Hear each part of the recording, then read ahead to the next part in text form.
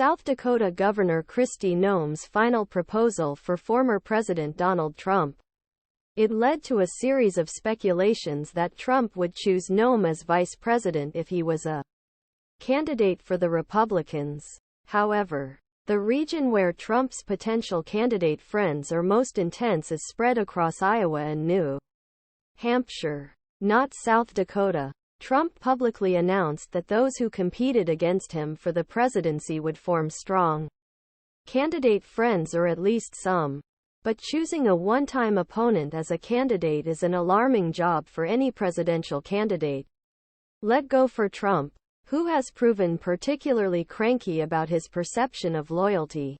Candidates of main party have avoided political headaches that have often disturbed agenda of allies, moving away from practice that was once traditional in last half-century. And while Trump's few rivals often said positive things about him, most criticized him, including his often discussed potential candidate friend to be disqualified from the loyalty contest, and this criticism may be an indication that despite their commitment to Trump in the past, most of the primary field actually wanted to defeat him instead of joining Trump. A rival team? Until 1970s, election of vice president was almost always a political rival from same party in order to balance list, but in past few decades, presidential candidates have gradually abandoned this tradition. Elaine Kamarck's joke mixed partnership model by Elaine Kamarck, a senior researcher at Brookings Institute and writing extensive articles on role of vice president. He preferred model he called. This is called love match.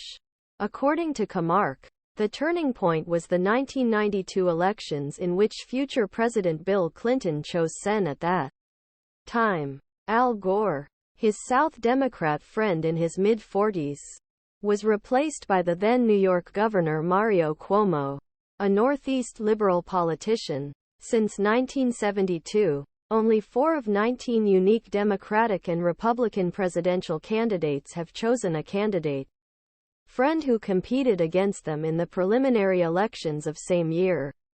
Candidates were much more likely to apply to Congress for their candidate friends.